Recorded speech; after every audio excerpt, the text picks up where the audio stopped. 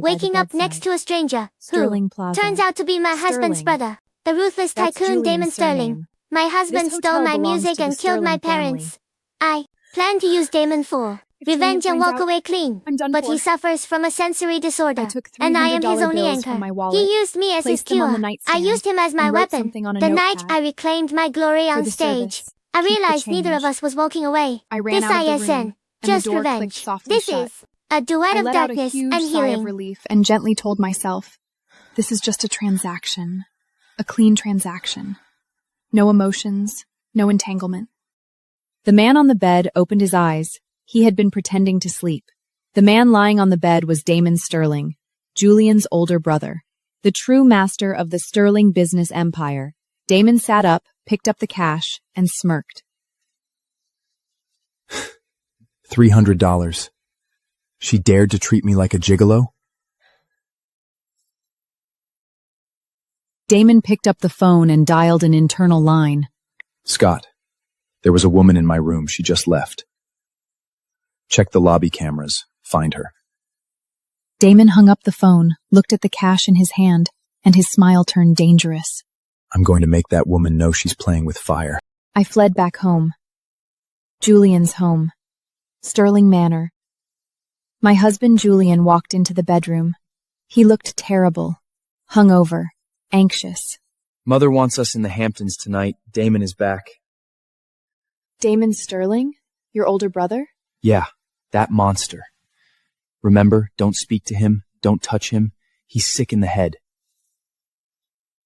I touched my bare earlobe. That diamond earring was gone. I must have left it at the hotel. I changed into a high-necked long dress, hoping I'd look elegant enough. At the banquet, Damon walked into the hall. Everyone automatically made way. When he walked in, the air in the room froze. Black suit, no expression. Eyes that could cut glass. Damon's eyes swept across the crowd and stopped on me. Julian pulled me forward. Damon, welcome back. This is Vesa, my wife. Damon didn't extend his hand. He was wearing gloves, staring into my eyes. Your pearl necklace is beautiful. But where is your earring? My face turned deathly pale. I knew it. He had recognized me. Damon leaned down, his lips close to my ear. My tip is worth more than $300. During the banquet, Damon actually used his leg to pin me under the table, leaving me unable to move. Julian, I heard you lost 12% last quarter. Market volatility, Damon. I'm afraid it's not volatility. It's incompetence. Damon violated me under the table with his leg. His face as calm as if we were discussing the weather. Dinner ended. Damon stood up. Vesper, walk me to my car. I have documents to pass to Julian. Go, hurry up. In the garage, Damon opened the car door. Your earring. I found it in the sheets. I reached out for it. Not so fast. Give me the ring first. What? That's the Sterling family heirloom Julian gave me. If he finds out it's missing, he'll kill me. Damon forcibly pulled the sapphire ring off my finger. This is collateral.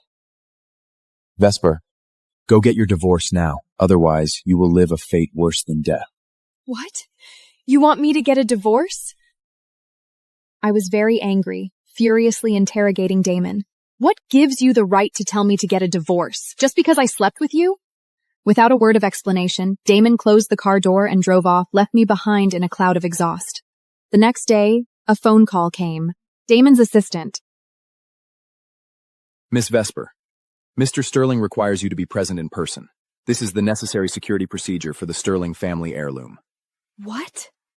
A trap. An obvious trap. But I had no choice. I rushed into the 90th floor office. Damon sat behind the enormous desk. Here you are. The way you angrily stormed in is even more charming than I imagined. Give me back the ring. Hold on. Look at this first. Damon slid a folder across the desk. What is this? Wire transfers for a condo he bought for his mistress, Serena. He's planning to dump you once his mistress, Serena's child is born. I knew Julian was unfaithful, but seeing the evidence with my own eyes still felt like a knife to the heart. I don't need your help. I'm not helping you. I'm investing. Damon stood up and tucked the ring into his shirt pocket. Want it? Come and get it. I reached for it, his hand clamped around my wrist like iron. Then he kissed me. Damon, I need to talk to you. Julian's voice came from outside the door. Startled, I quickly hid under the desk. Entered. I was curled up right beside Damon's leg. My breath landed on his knee. Julian was only 2 steps away from me. Lately, I've discovered someone is checking the accounts. It must be that bitch, Vesper. Once Serena has the child, I'll dump Vesper. My tears dripped onto Damon's shoes. Damon's fingers touched my shoulder from under the desk. I'm right here. After Julian left, I crawled out from under the desk. That night was just a transaction. Don't read into it. I turn and leave. Damon sat alone in the chair, touched the lips that had forced a kiss on me, and smiled. Game on, Iris. Let's see who wins. I walked out of that building and made a decision. I'm going to destroy Julian, my own way. The law alone wouldn't bring down Julian. I needed a public execution ground. I disguised myself as a catering waitress and snuck into the Sterling Group board meeting. I had a USB drive hidden in my pocket. It was custom made by my hacker best friend Harper. I had her help me install a virus on that USB drive. Once it's inserted, all of Julian's criminal evidence will be exposed to the public, because inside that was the financial loophole of Julian that I had entrusted Harper to investigate. She told me that Julian borrowed a large sum of money from a man named Alistair Roth to cover the hole from his embezzlement. Ross was Julian's money laundering accomplice, and also a loan shark. I pushed the coffee cart towards the conference room, my heart pounding like thunder. My hands were shaking, but I knew this was my only chance. I passed the podium and quickly inserted the USB drive into the computer port. The screen flickered. The virus loaded. It was done. Suddenly, Julian's embezzlement accounts and his mistress Serena's pregnancy ultrasound popped up on the big screen. What is this? Julian, you embezzled company funds? No! It's a hack! Turn it off! I turned and left, passing by Damon. He was looking at the surveillance screen. My phone vibrated. It was a text from Damon. But he didn't turn me in. That night, battered and humiliated, Julian fled to Los Angeles. His mistress, Serena, was also there. I left Sterling headquarters and walked along the street. My phone buzzed with a vibration. It was a message from Harper. She helped me pull the toxicology report from the hospital database on Serena spiking my drink. That was after a charity gala, when I secretly went to get myself checked. I looked at the phone screen and grit my teeth. Damn it, she actually drugged me. Fortunately, at the time I only had minor ankle cord damage and didn't feel any major discomfort. That day, I took what little savings I had left and bought a plane ticket. I would end this marriage myself. I found Julian and his mistress's place. I pushed open the master bedroom door of the Malibu villa. The door opened. What I saw, I would never forget for the rest of my life. Julian and Serena lay naked in bed. Serena was wearing my silk robe. I thought I would cry, scream, break down, but I didn't. I pulled a document from my bag and threw it onto the bed. Sign it. What is this? Legal separation agreement. Sign it, and I'll keep your illegitimate child plan a secret. Don't sign it, Julian. She's bluffing. This is the evidence that you drugged me at the charity gala last time. You personally put the drug into my glass. How do you have that? You don't need to worry about that. Just sign it now, or I'll call the police. Julian signed with trembling hands. I picked up the document and turned to leave. A few months later, at another charity gala, look who's here. The abandoned wife, here for free food? I walked up to Serena and slapped her across the face.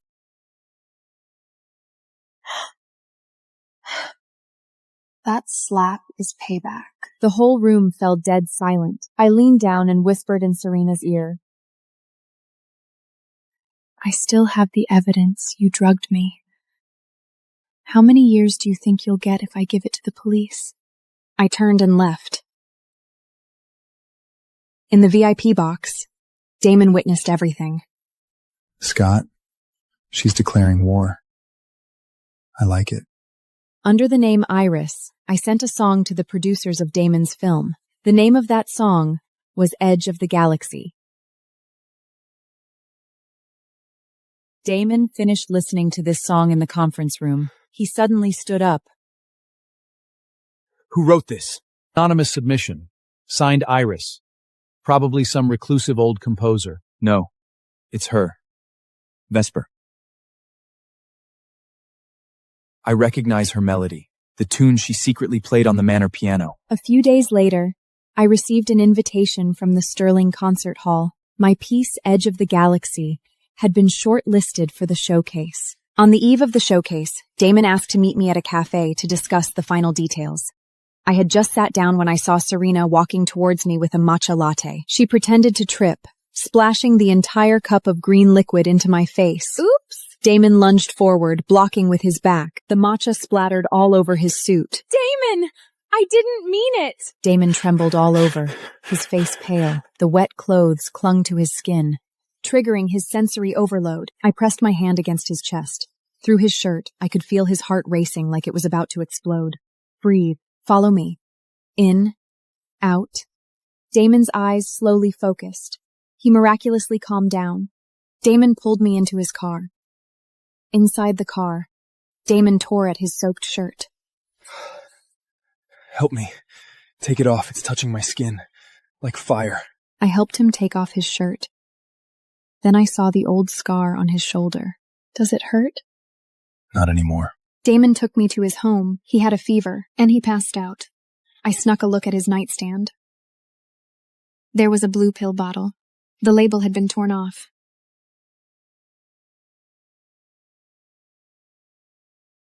That bottle of blue pills reminded me that Damon has a sensory disorder and needs medication to maintain stability. I guessed it was his sedative.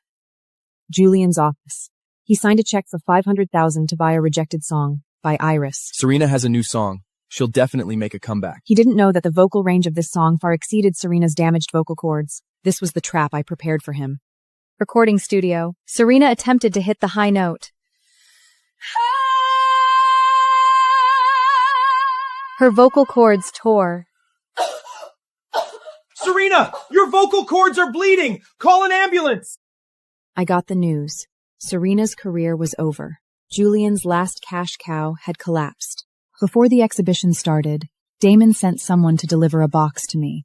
Inside were a VIP pass and an encrypted phone. He knew Iris was me. He was forcing me onto that stage. But before the exhibition could begin, trouble broke out at Sterling Manor. Late at night, Julian came drunk and barged into my room. Vesper, I need you. You're drunk. Get out. Julian tried to force a kiss on me. I vomited on the spot. You're disgusted by me? How dare you be disgusted of me? Julian angrily slapped me across the face. Julian's phone suddenly rang. I glanced at the caller ID. It was Alistair Roth, Julian's money laundering accomplice, and also his creditor. Alistair, I'll pay you back tomorrow. Just give me a few more days. Julian slinked away. I wiped the blood from the corner of my mouth. The showcase was coming. Serena would be forced to lip sync, and I would stand on that stage. This time, the whole world would know who the real Iris was. Sterling Concert Hall. Serena stood at center stage. The big screen showed social sentiment analysis. Serena's approval rating, 80%. Iris, 2%. No one in the audience knew that Iris was sitting right there, waiting to take the stage. Serena began lip-syncing. She danced, spun, tossed her hair. The vocals were perfect. That was my voice, my guide track. She couldn't even match the lip movements. Serena tripped. The microphone dropped to her waist. The vocals kept playing. She's lip syncing! The lights went out. A single spotlight hit center stage. My turn. I walked to the stage. No dancing, no fancy gestures. I just stood in front of the microphone. The piano began. I opened my mouth and sang Edge of the Galaxy. I waited 7 years for this moment. From the day Julian stole my first song, I was waiting for this day. The big screen shows evidence. Serena's lip-sync audio source came from my computer, the same MAC address. I was Iris, the true author of those hit songs. Not a ghostwriter, not a ghost. The entire audience stood and applauded. Julian's face was ashen. Damon was the first to stand. He looked at me with a light in his eyes I had never seen before. Backstage, Damon pulled me into the storage closet. You won. He kissed me. Not punishment, not transaction. Celebration. The presentation ended. Damon took my hand and we walked through the back alley. 2 black-clothed thugs suddenly appeared and blocked me and Damon. Julian said no one leaves. Damon pushed me behind him. Then I heard it. 1 crack, 2 cracks. The sound of bones breaking. It was the sound of Damon snapping the bones of those 2 men with his bare hands. Damon's hands were covered in blood. He turned to look at me. For you, I'm willing to get my hands dirty. Back in Damon's office, he showed me his phone. Sterling Media's stock was plummeting. He knew Serena would fail.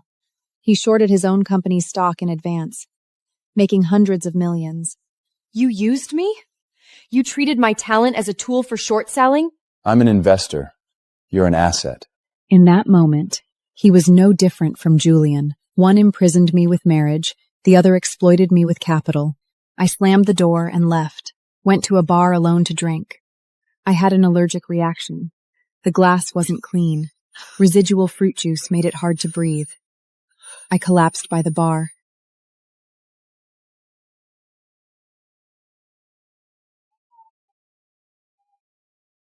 Damon rushed over, picked me up, and put me in the car. He took me back to his manor. I was burning with fever. I dreamed of an airplane, dreamed of my parents. It was you, the Sterlings. You took my family's company. They flew to ask for help. And then the plane crashed. Damon freezes, slowly sits on the edge of the bed. That acquisition back then was orchestrated by Julian. I didn't know your parents were on that plane. Damon heard my sleep talking, so he opened the laptop beside him and retrieved all the files from back then. In the morning, I woke up in Damon's bed. Through the door, I heard the doctor talking to Damon. She has become your physiological anchor. Your sensory disorder only eases when Vesper is near. Damon, don't become too dependent on her. If you lose her, your body won't handle it. Anchor. So I wasn't his lover. I was only his medicine. Damon walked in and handed me a black card. Move in. 3 sessions a week. I'll keep you safe. I don't need it. Julian froze all my accounts. My phone showed a balance, $42. After I left the manor, I went to look for investment. I was rejected. As soon as I stepped out, I was surrounded by paparazzi. That night, penniless, I stood in the downpour. At that moment, a black Maybach pulled over to the side of the road. The window rolled down. Damon sat inside. Get in. I got into his car. I noticed his body was also soaked by the rain. It turned out he had been following me all along, for who knew how long, drenched in the rain, back at the manor. Welcome home. In the middle of the night, I got up wanting to drink some water. Passing by the study, I noticed Damon was using the computer and looking at something. An encrypted file popped up on Damon's screen. Project Icarus. Damon opened an audio file. Julian's voice came out. Disable the altimeter. They can't make that meeting in Tokyo. I want them to die in Tokyo. Eavesdropping outside the door, my body went stiff. That was the sound of Julian planning to cause my parents' plane crash. I leaned against the wall, covered my mouth, and sobbed uncontrollably. So my parents didn't die in an accident. It was murder. After I moved into the top floor of Damon's manor, a woman arrived the next day. Beatrice, Damon's grandmother. She leaned on a silver-headed cane, her eyes like a hawk. She came for one reason, to force Damon into marriage with Nora Vanderbilt. Damon, someone has short sterling stock, and now the stock price is falling. The market needs a stable signal. Nora is the heiress of the Vanderbilt family, and currently the best choice for sterling. I won't marry Nora. Then the board will call a vote of no confidence. You choose. I hid in the study, listening to their conversation. In the study, I came across a sketchbook. I opened it. It was filled with drawings of me from 3 months ago, right after we first met at the hotel. He had been drawing me. Me in the rain, me at the piano, me sleeping. Seeing this, I thought he loved me. I decided I had to find a chance to straighten things out with him. A few days later, I heard that Damon had flatly refused the marriage alliance at the board meeting. The senior board members threatened to take action against him. Sterling headquarters.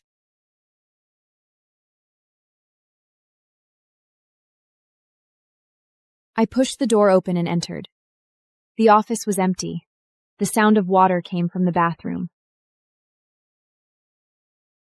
I pushed the bathroom door open. Damon was shirtless, his right arm wrapped in bandages, blood seeping through the gauze.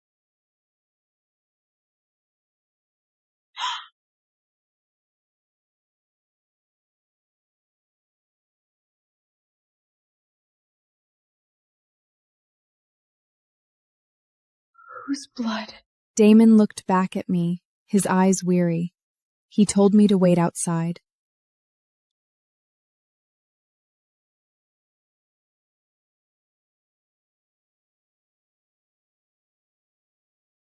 The desk drawer was unlocked. I pulled it open. Inside was a red folder, Subject Alpha. It was a medical file, detailed records of my biological data, heart rate, scent, skin temperature. Every line said the same thing. Test subject effectively alleviates the patient's sensory disorder. Recommended to maintain controlled environment. I wasn't his lover. I was his medicine. Human sedative. Damon came out of the bathroom. I clutched the folder, trembling all over. What is this? Subject Alpha? I'm your experiment? At first, yes. My condition needed you. But then... You treated me like a human battery! I slapped him across the face. Then I turned and ran out.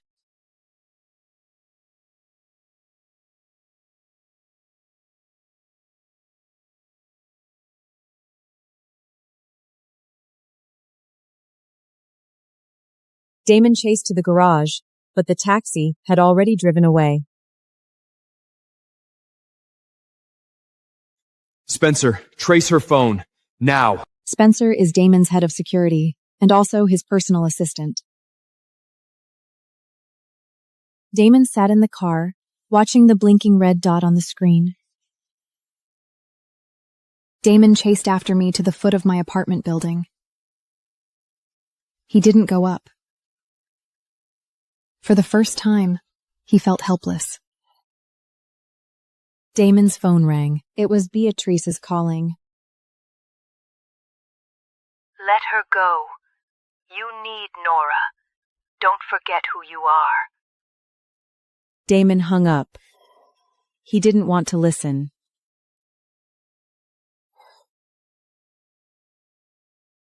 A few days later, Damon's phone received a text message.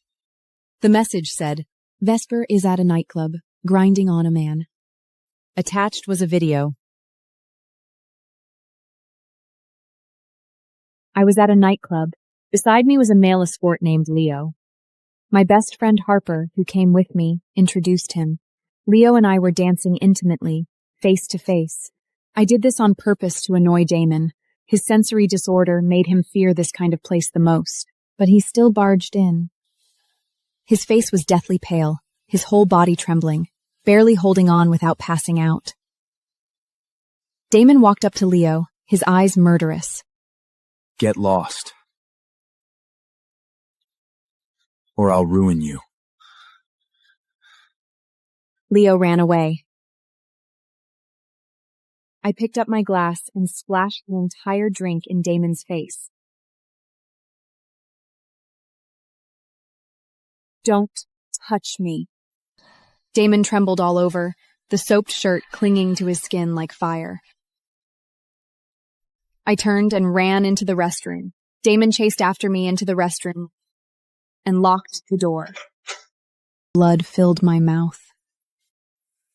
Then I slapped him again, pushed him away, and ran.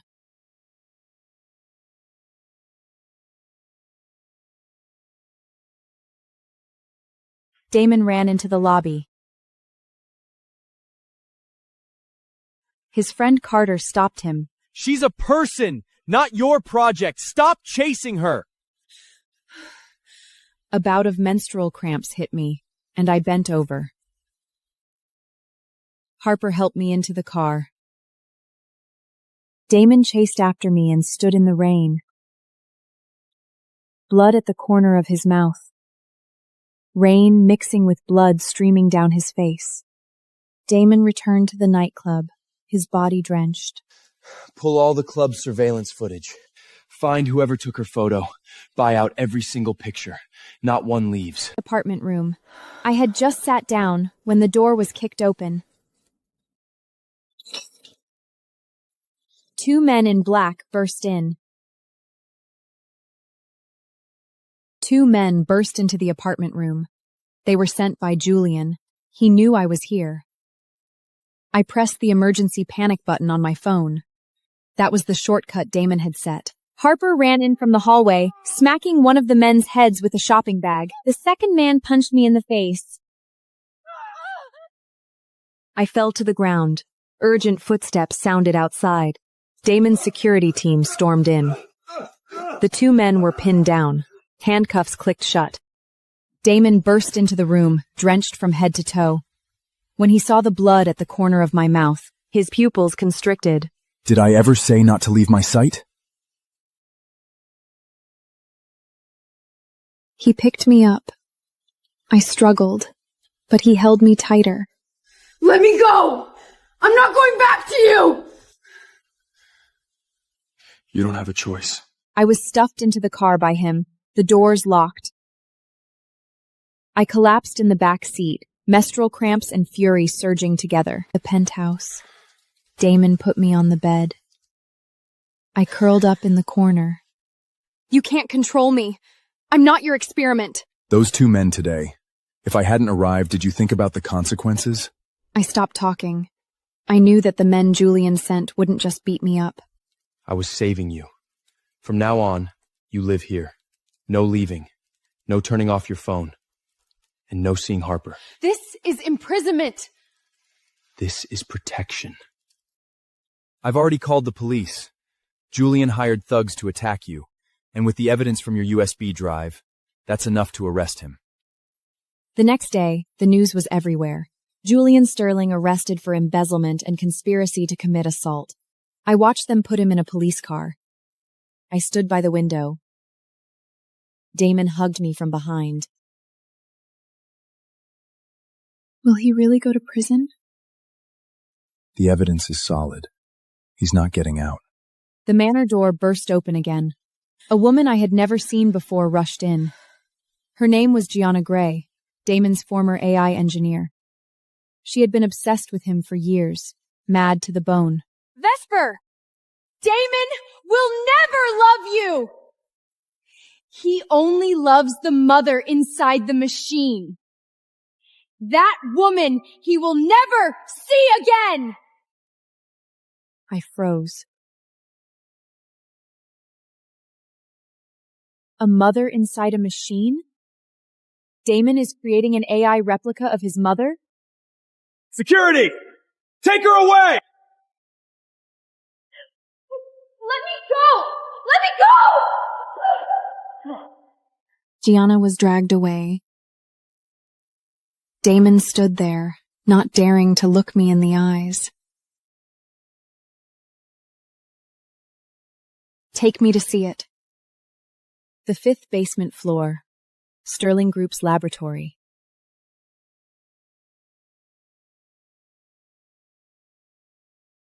At the end of the corridor was a glass chamber. Inside stood a woman. No, a robot. Her face was identical to a real person's. Eyes closed, quiet like she was sleeping. Damon's mother, Catherine. When she died, I was overseas. I couldn't make it back. I never got to say goodbye. Do you treat her as a real person? Gianna has already left the core code of the AI on the server. It's accessible, but the code is encrypted. Then we'll go ask her for it.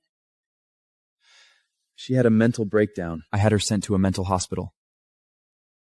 I'm not sure if she would agree to give it to me now. How will you know if you don't give it a try? Days later, I got a call. Gianna had slashed her wrists in the hospital and refused treatment unless Damon came. Hospital corridor. The door to Gianna's room was closed.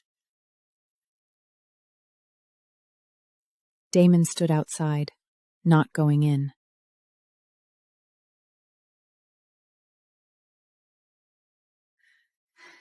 Gianna said she will only let the doctor treat her if Damon goes in. Otherwise, she'll keep bleeding. Gianna's demands didn't stop there. She wanted Damon to stay with her in the hospital for a whole week before she would hand over the key to fix the AI. Damon was hesitating. I made the decision for him. Tell Gianna that Damon agrees, inside the room. Gianna saw Damon walked in, a triumphant smile spreading across her face. I knew you would come. You can't bear to let me die.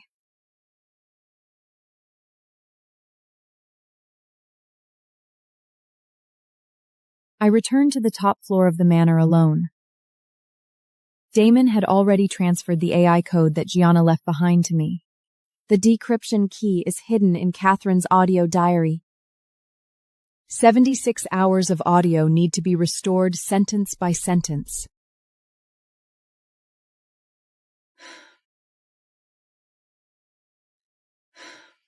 I've made up my mind. I'll work through the night. 76 hours.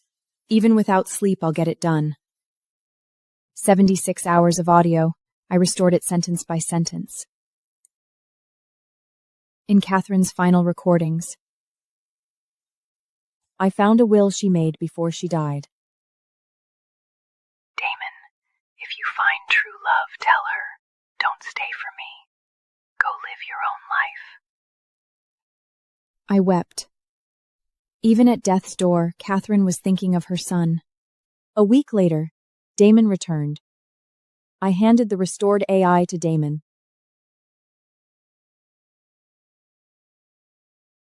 Catherine's voice came out of the speaker. I'm proud of you, my son. Love her. Love her like your life depends on it. Damon hugged me. He cried. Thank you. Thank you for bringing her back. That night, no deals, no scheming. He kissed me. I need you. Not because of my sensory disorder. Because you are the only person I want to touch. Early morning, I woke up, and Damon had already gone to the company. On the nightstand lay a ring. Catherine's ring. A note. I picked up the ring, and before I could put it on... Breaking news. Julian Sterling has been released on bail today due to insufficient evidence and is now out of prison. Julian was out. The man who to kill my parents and destroyed my life was free.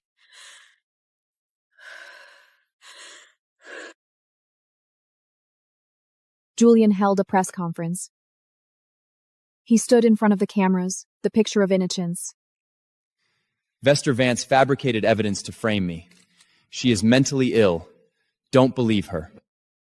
Upon hearing this news, Damon called to comfort me. Let the lawyers handle it. Don't get involved. No. I need to speak to him myself. Sterling Manor. Vesper and Julian face to face. Do you know who signed off before your parents' plane crashed? Damon Sterling. Your new lover. He personally signed the asset liquidation order. That's impossible. Julian slipped a document copy across the table. Damon's signature was on it. The handwriting analysis was real. Damon's signature. My heart sank. I rushed back to the top floor of the manor and slammed the documents down in front of Damon. Did you sign this? The handwriting is real. But this was forged by Julian. I don't know how he used this document. I don't know who to believe anymore. I'm moving out.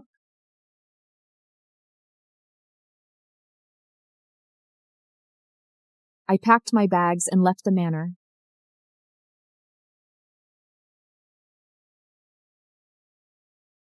At the same time, Damon thoroughly investigated the files and discovered that Julian had stolen his signature to authorize that murder. Spencer, get the car ready. I'm going to find Vesper. I have the proof. Damon's head of security, Spencer, immediately sprang into action. I called a taxi and went back to my own apartment building. I walked into the building, swiped my card, and went upstairs. I took out my keys to open the door. The moment I pushed the door open, a hand covered my mouth and nose from behind. A pungent, sweet smell invaded from my nostrils. I struggled a few times, and then everything went black. Damon rushed to the foot of my apartment building. He couldn't get through to me no matter how many times he called.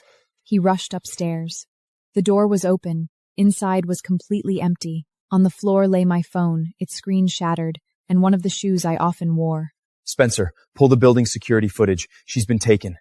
Surveillance footage showed 2 men in black carrying me, unconscious, out through the fire escape. A black van picked them up. Track that van's license plate. Now!